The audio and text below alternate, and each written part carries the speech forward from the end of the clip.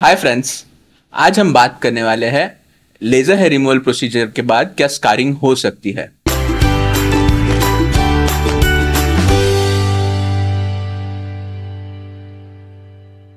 Laser hair removal जो हम करते हैं, लेजर यूज करके हेयर को रिड्यूस करते हैं, लॉन्ग टर्म के लिए होता है। इसमें बेसिकली हम एक लेजर यूज करते हैं जिसमें कॉन्सेंट्रेटेड लाइट का एनर्जी होता है जो हेयर फॉलिकल्स को टारगेट करता है और उनको कम कर देता है या डिस्ट्रॉय कर देता है।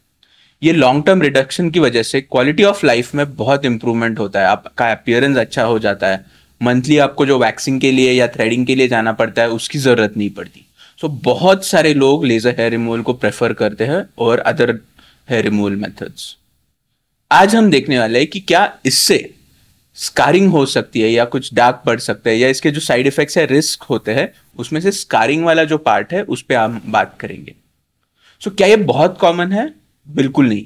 लेजर हेयर रिमूवल वैसे बहुत सेफ प्रोसीजर है अगर वो प्रॉपरली किया जाए तो।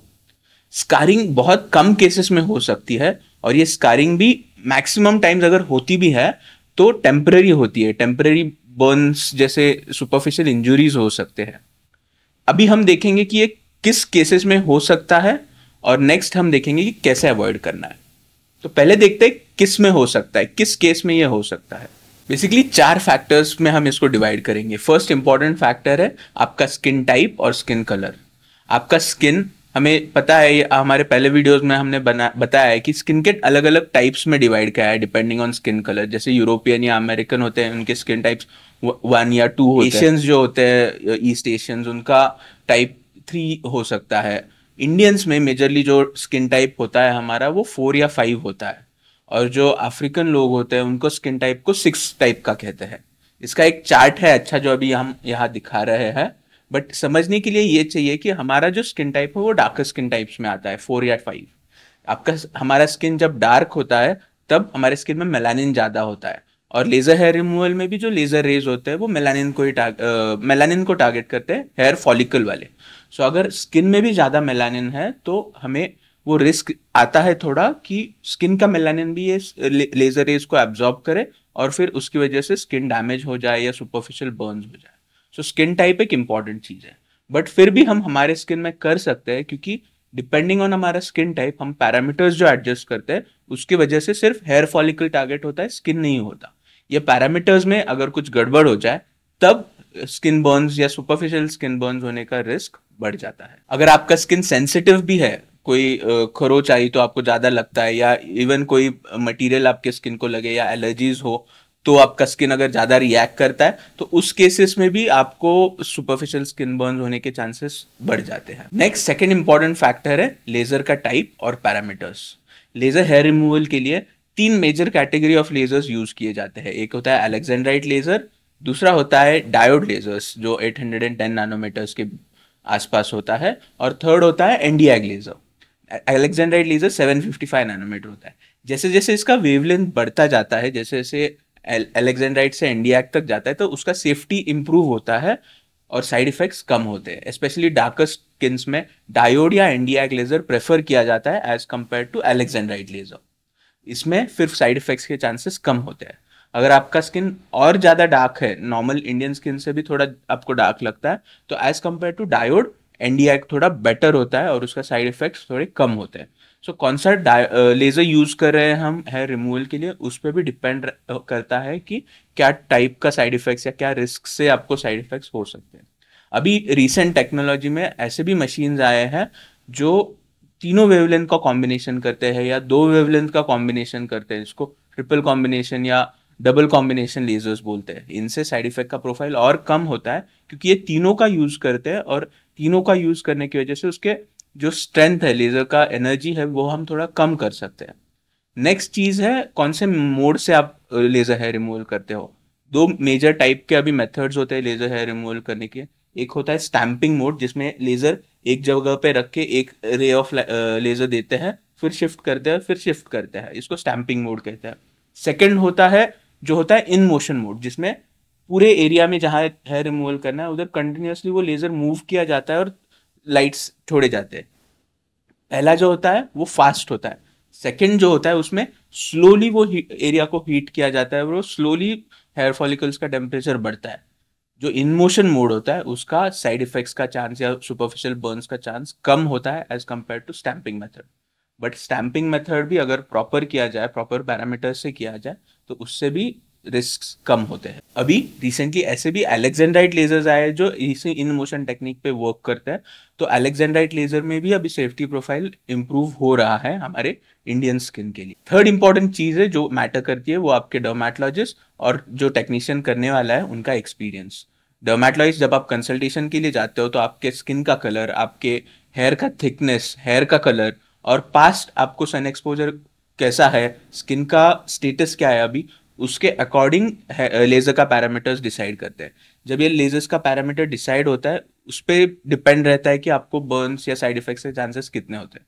सो आपके डर्मेटोलॉजिस्ट और आपके टेक्नीशियन का एक्सपीरियंस या एक्सपर्टीज बहुत अच्छा होना इम्पॉर्टेंट है।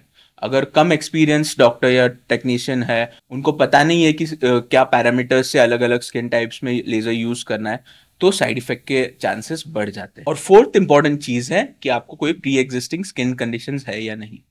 एक्जिमा, अटोपिक डर्मेटाइटिस, सोरियासिस, ऐसे अगर कंडीशंस है तो हमारा स्किन ज़्यादा सेंसिटिव बन जाता है। इस केसेस में साइड इफेक्ट्स के चांसेस बढ़ जाते हैं।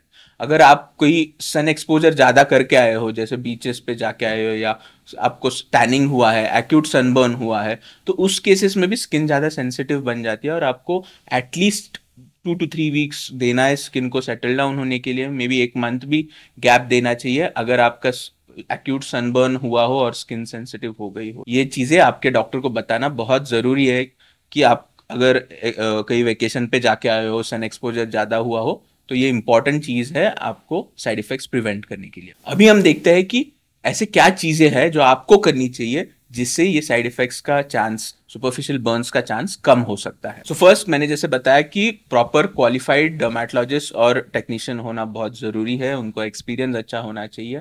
सेकेंड है कि क्या टाइप का लेज़र यूज़ हो रहा है वो आपको देखना चाहिए। क्वालिटी लेज़र्स, यूएस एफडीए या कोरियन एफडीए अप्रूव्ड लेज़र्स, ये एफडीए अप्रूवल मतलब वो होता है कि उधर के जो मेडिकल अथॉरिटीज़ है उन्होंने ये लेज़र को सेफ या इफेक्टिव डिक्लेयर किया हो सर्टिफिकेशन के द्वारा, टेस्ट के द्वारा।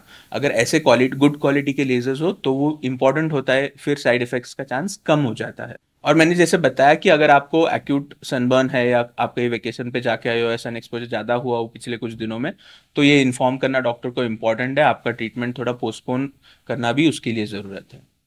थर्ड इंपॉर्टेंट चीज़ है कि आपको अगर कोई एग्जिस्टिंग मेडिकेशन शुरू हो, कुछ मेडिसिन होते हैं जो स्किन को ज़्यादा सेंसिटिव बनाते हैं लाइट के लिए, फोटो सेंसिटिव बनाते हैं, तो ये आपके डॉक्टर को बताना कि आप कौन से मेडिसिन रेगुलरली ले रहे हो, ये बहुत इंपॉर्टेंट है।